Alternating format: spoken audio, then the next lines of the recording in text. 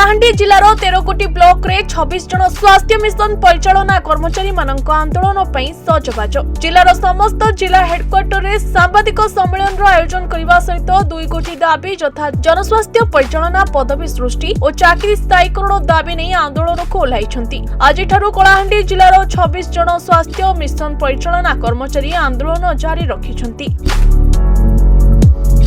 तेबे सरकार दाबी पूरण न करिबा जाए अनिर्दिष्ट काल जाए यह आंदोलन जारी रहिबो बोली संघर कर्मकर्ता आज प्रेसमिट जरिया प्रकाश करिसेंती। एही सांबादिक सम्मेलन कार्यक्रम रे जिला सभापति भावनी शंकर सिंह, ज्ञानेन्द्र भोई, साधारण संपादक प्रियरंजन पंडा, अमूल्य नायक प्रमुख कर्मकर्ता समेत जिलार विभिन्न ब्लॉक र कर्मचारी माने एथिरे जोग देथिले। आंदोलनटा प्रकृति आरंभ हो जाइए। आज आमे केवल कला बेश परिधान करी 9 तारीख पर्यंत सरकार को केवल विरोध करमु, असहयोग करमु, किंतु 10 तारीख रु आसंता मार्च 10 तारीख रु आमे राजरास्ता आंदोलन करमु भुवनेश्वर ठारे, जेनटा कि आमर संघ निष्पत्ति नहीं राज्य स्तरीय। आमर जेनटा मुख्य दाबी रोचे आमर केवल 2 दफा दाबी अच्छे। वर्तमान आगुरी आमे बहुत दाबी करिछु, किंतु कौनसी दाबीर किसी भी सुफल नहीं मिली। से आमे 2टा केवल दाबी रखुछु। प्रथम दाबी होचे आमर जनस्वास्थ्य परिचालना कैडर गठन, आ 2 नंबरटा होचे चाकरीर स्थायीकरण।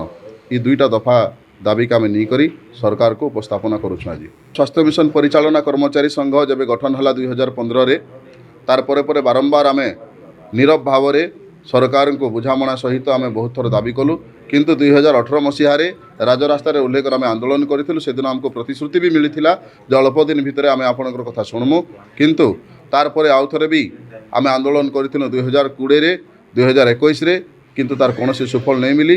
बारंबार आमको गोटे प्रतिश्रुति मिलला किछि दिन समय दिया जाऊ सरकार को, आपण मानकर कथा चिंता करूँ। आमे जेतेबेले कोविड भी आसिला, कोविड रे बहुत परिश्रम करिछु। आमे कोविड रे निजर जीवन सहित खेलिकी सरकार को आमे सेवा जोगैछु, पब्लिक को आमे सेवा जोगैछु। तापर आमर गोटे बहुत आशा थिला जेतेबेले एबे जो इलेक्शन हला, विगत इलेक्शन रे अनेक पदवी को सरकार दरमा बढ़ेले, सरकार स्थायी कले। जेतेबेले 57,000 कर्मचारी स्थायी हेले, सेतेबेले आमर हृदयटा भांगीगला। कहीं स्वास्थ्य विभाग आपण माने जानिथिबे, स्वास्थ्य विभाग होछि गोटे जरूरी विभाग। दिन राति आमे जीवन सह खेली आम्बुलेंस सेवा कहतु, मैनेजमेंट सेवा कहतु, हॉस्पिटल मैनेजमेंट आरंभ करिकी जातीय मलेरिया निराकरण, टीबी निराकरण, ये सब जिते प्रोग्राम अच्छी सबू जगह आम काम करुँ, किंतु फल मिलला बेलू सबुठ न्यून आमर कौन स्थान ना, आमको अणदेखा बारंबार करा जाउछि। आंदोलन आम स्थिर करिछु अनिर्दिष्ट काल पर्यंत, जे पर्यंत आमर दाबी गुड़ाक पूरण न हुए से दिन पर्यंत आम आंदोलन करिवु एवं ए आंदोलनटा जारी रहिबो। कलाहांडी जगन्नाथ नायकंक रिपोर्ट, न्यूज 95 ओडिया।